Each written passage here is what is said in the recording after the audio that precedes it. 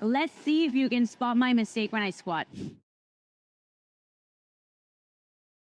For some reason, people think that any movement in your knees when you're squatting, running, or jumping is bad and dangerous, but the reality is that we haven't found a link between that and injury risk. A slight amount of knee twitch is almost unavoidable, even for the most experienced lifters. At the bottom of the squat, your adductors are gonna take over to help you extend your knees, and that sometimes results in the knee slightly turning inward, meaning it's not always Okay, so that was tremendous athlete and doctor of physical therapy, Steffi Cohen. She is amazing. I've been following her stuff for years, but in this particular video, she definitely makes a couple false statements that we need to address.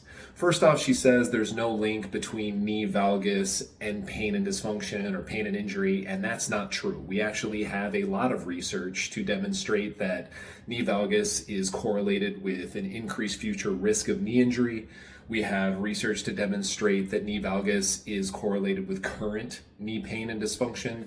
We have research to show that various impairments are correlated with knee valgus, like a reduction in dorsiflexion or hip abduction weakness.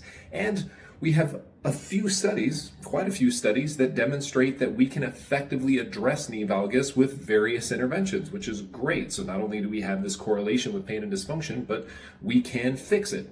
Now, she goes on to say that, all of these athletes demonstrate some level of knee valgus, even if they're experienced. And, I probably wouldn't argue with her on that point if we're talking about like competition or max lifts. We kind of have to leave a little room for error at the very, very top of our intensity and performance activities, right? If she showed a little bit of knee valgus during her 1 rep max, I'm not going to jump on that necessarily.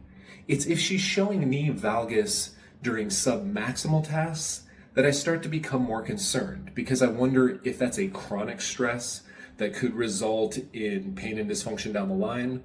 And if it's a little bit at a submaximal level, could it be a whole lot of knee valgus at her highest intensity activities, which could result in acute injury, right?